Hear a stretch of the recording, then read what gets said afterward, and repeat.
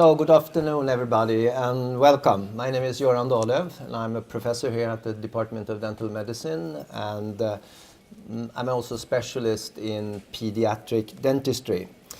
And in my unit, we focus our research basically on four areas. That is caries prevention in socially disadvantaged children. We work in collaboration with psychologists developing internet-based cognitive behavioral therapy for dental phobia, for injection phobia. We work in genetic control of dental development using osteogenesis imperfecta, connective tissue disorder, as a model. And we also work with register-based epidemiological research. And today I'm going to present results from the caries prevention and register-based studies. Dental caries is the most common non-communicable disease in the world. In the Global Burden of Disease study in 2010, oral conditions were actually the most prevalent of all disorders in the world. On a global scale, 4 billion people are affected, and 35% of the population, all ages combined, are actually affected by dental caries. In children, dental caries is the most common childhood disorder.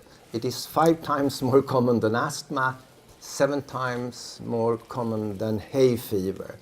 And actually, on a worldwide scale, it is increasing, although in most developed countries we still see a decline. But it's actually a priority, a health priority in the World Health Organization. You could imagine a world where no child would actually develop dental caries. And the Alliance for a Cavity Future is a non-governmental organization that put the goal that in 2026, every child born in 2026 and thereafter should stay caries-free during their whole life. And we will set them on a trajectory to good oral health in the future, because caries in young age predicts caries in old age. Depending on your social circumstances, your level of dental caries in young age, you will be set on a different trajectory.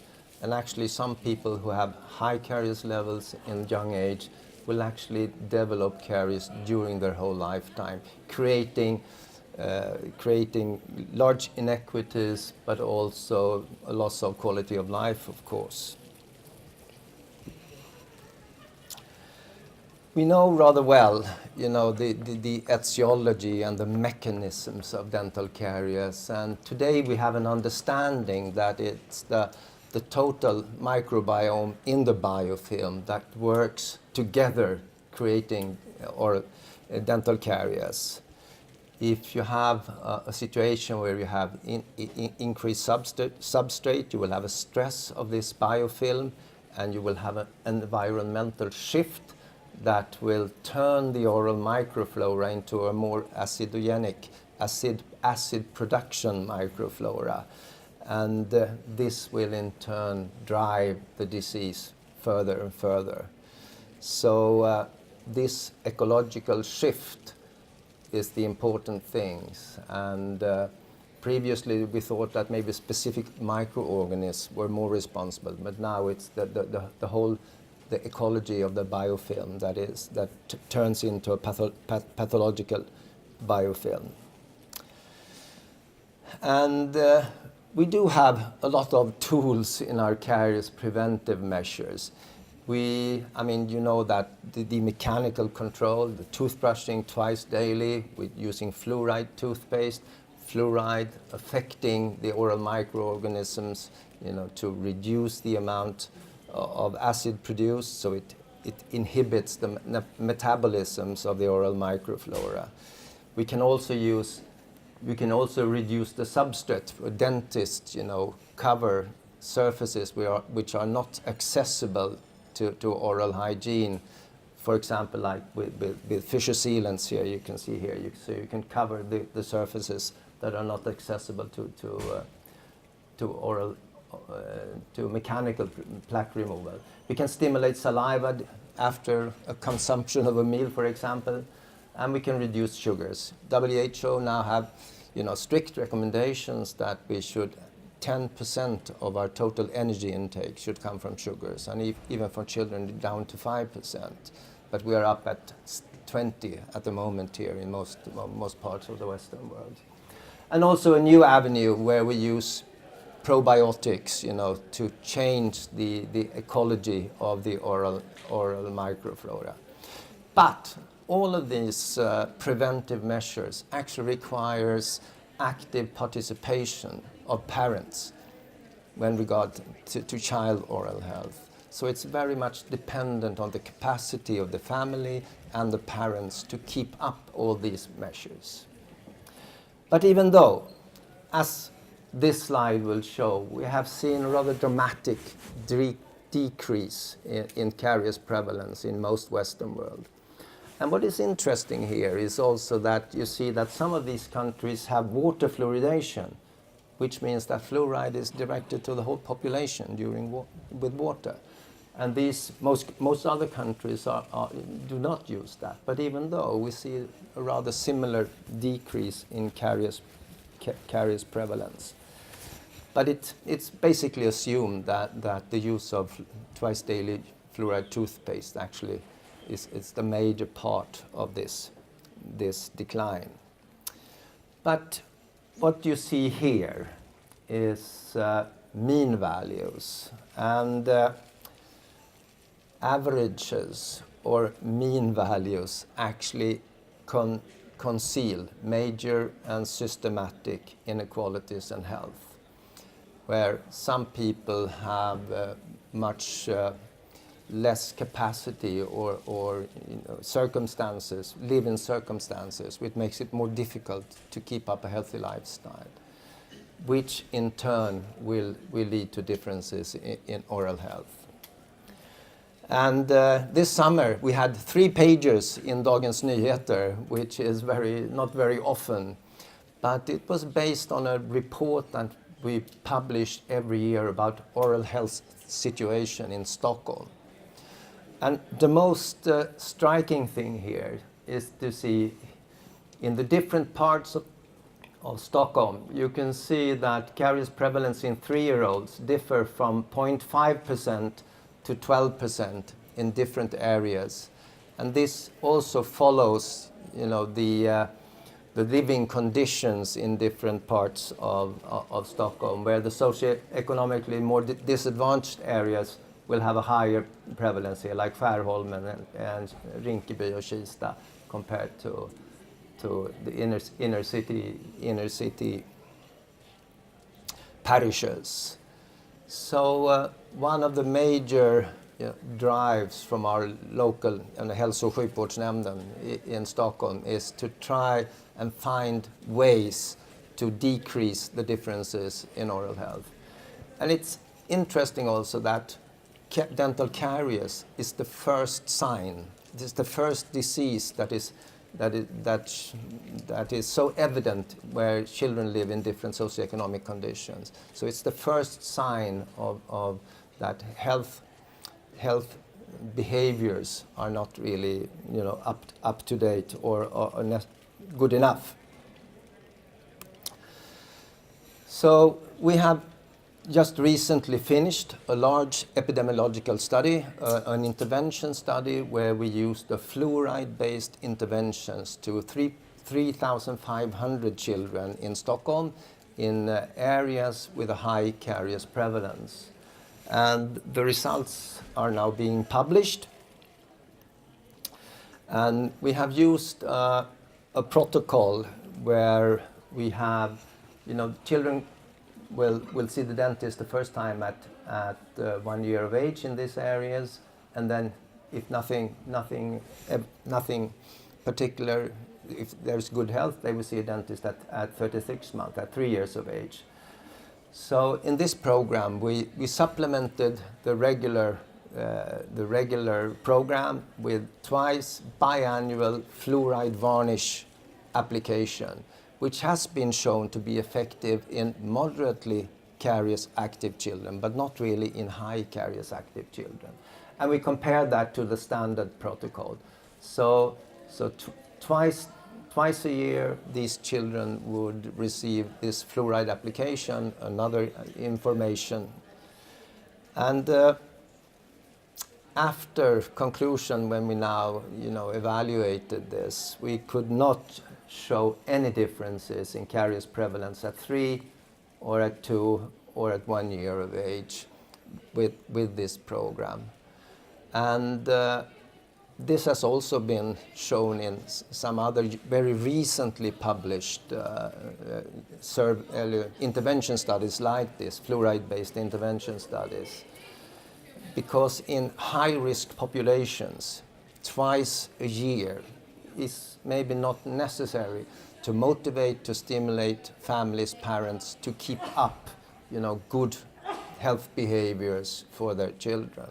So we need to think a little bit differently there. And Maria Andersson, who was the PhD student doing this, she's presenting her thesis on November 24 this year.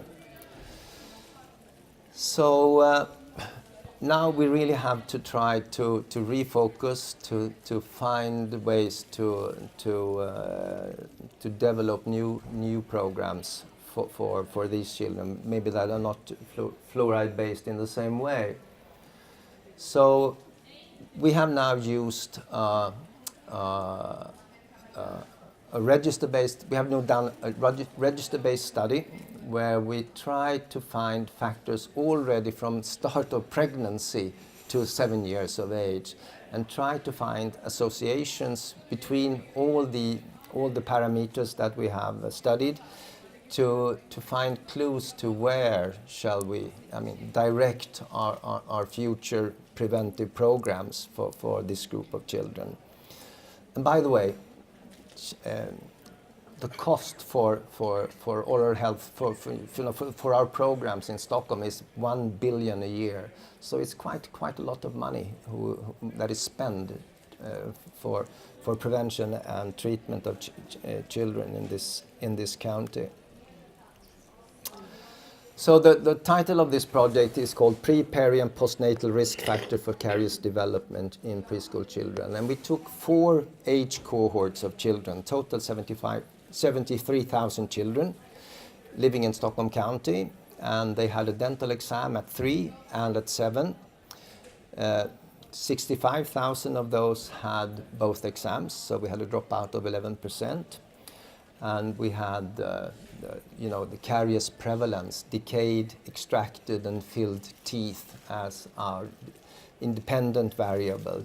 And we linked these caries indices with all possible registers that are found in Sweden. And we looked at pregnancy-related factors, perinatal factors, and also child factors. And these results are now finalizing to be published. But really, we could see that there were really 3 clusters of variables that were associated with dental caries in the offspring. And of course, we had the socioeconomic variables, maternal education. We say that you have to at least go to school 12 years to be able to maintain fluoride toothbrushing in your child twice daily. So as soon as if the parents have less school education, there would not be this strict regular thing. Family income was related, maternal country of birth, and also if the parent was single or lived together with the father. Regarding the maternal factors, parity, the number of children, what number the child had among his siblings, The higher the number, the more caries actually. So it was a very, very strict, very strong correlation. Maternal age at delivery, below 25 or over 34, was associated with caries development. And also if the mother had some chronic health condition, basically diabetes or hypertension, which also then could be related to obesity. But smoking during pregnancy was also a very, very strong risk factor for caries development. And basically, if you combine all these risk factors and you say that, well, if all these risk factors are present, how much of the dental caries in the child would be predicted by combining these? So you could say for the 3-year-olds, about 35% of the caries could be explained by these socioeconomic, maternal health, and maternal behaviors. And if a child had all these risk factors, then it would be 16 times more likely to have caries compared to a child that had none. In the 7-year-olds, these factors could explain 70% of the caries prevalence in these children. We also looked at the perinatal variables because preterm birth, low birth weight, small for gestational age, all these factors have increased due to the mothers now being older and more obese and have more health conditions that maybe require to term the pregnancy earlier. And the birth outcomes reflect both maternal health and child health. And it's about 5 to 10% of all birth nowadays. And children who are preterm, are born preterm, they have a lot of health conditions of very many different thoughts. Diabetes, hypertension, neurodevelopmental problems. So it's associated with a lot of morbidity. But also, preterm birth has been associated with molar incisor hypomineralization and other developmental effects in the permanent dentitions. And so we looked at these factors, and in just a univariate analysis, we could see that maternal weight gain, low maternal weight gain during pregnancy was associated with dental caries. Weeks of gestation, premature born, maternal health conditions, small for gestational age, mode of delivery, and maternal age at delivery. And if you do a logistic regression, controlling for factors, we could really see 2 clusters of variables that were significantly correlated. Maternal age at delivery, both young and old, and low maternal weight gain during pregnancy, and small for gestational age. And this is interesting because the strongest factor for low maternal weight gain during pregnancy is actually smoking, which is the strongest correlated factor to that. And we have seen that.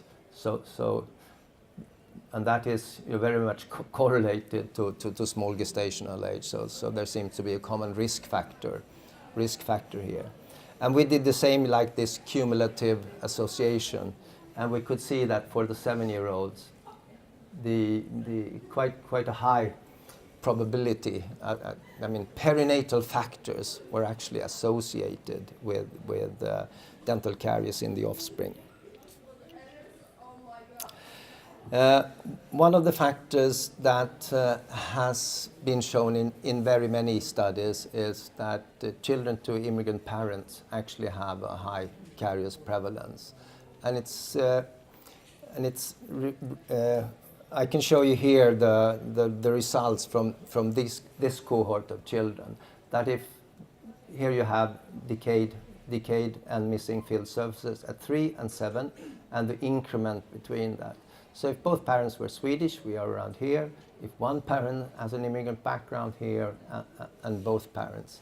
And it's also we don't really know what mediates these differences in health. And we also have looked at immigration from different parts of the world, and you can see that those with the highest increment during the preschool years were from these countries here, whereas as opposed to these. So the red is mother country of birth, and that is father. So I think this is really one of the first studies that really looked into what mediates these differences. But if you can see here that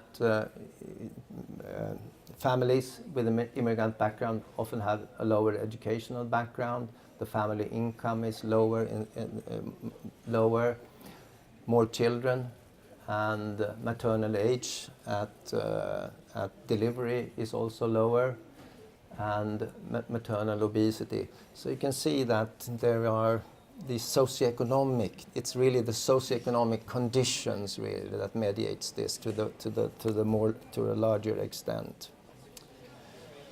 So from these studies we really can see that dental caries in preschool children is associated with socioeconomic factors, maternal health during pregnancy, and maternal health behaviors during pregnancy, as well as perinatal factors.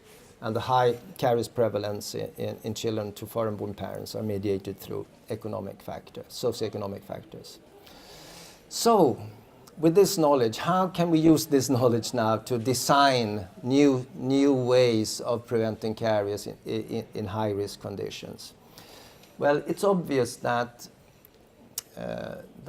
families that are in the highest need of these interventions, they always not really recognize this as an important factor of their life, or they do not really have the resources to deal or situations to deal with it. So I think we in the future really have to take the family living conditions into account and give long-term support to families at risk. We must motivate and build self-efficacy among parents to give them the sense of that this is something I can control and manage. And we need to have a closer collaboration with child dental health. So in the past, we have always been very much directed to the individual and individual behavior change. But I think now we have to engage a broader community working with these factors. For example, just the other day, yesterday in Dagens Industri, there was this, så ska Sverige komma till rätta med barnfetma. I mean, obesity, the obesity epidemic. That means that we now need the whole society to direct it and keep it into the public eye. And I think that dental caries in young children share so many common risk factors with obesity that we could actually piggyback on the same policies that they are trying to drive. We have done this, There was a study a few years ago, which is called the Rosengård study, where we actually went into the community, opened centers in the housing areas where families could come for caries prevention. And it was successful to a part, but not really good enough. So to end this presentation, I will speak about two ongoing studies that we are doing at the moment. The first one is a home visitation project in Tensta-Rinkeby, and also a case management intervention using health coaches to support families at high risk. So this home visiting project is, the background is that newly arrived immigrant families will have an extended home visits by a health nurse and a social worker.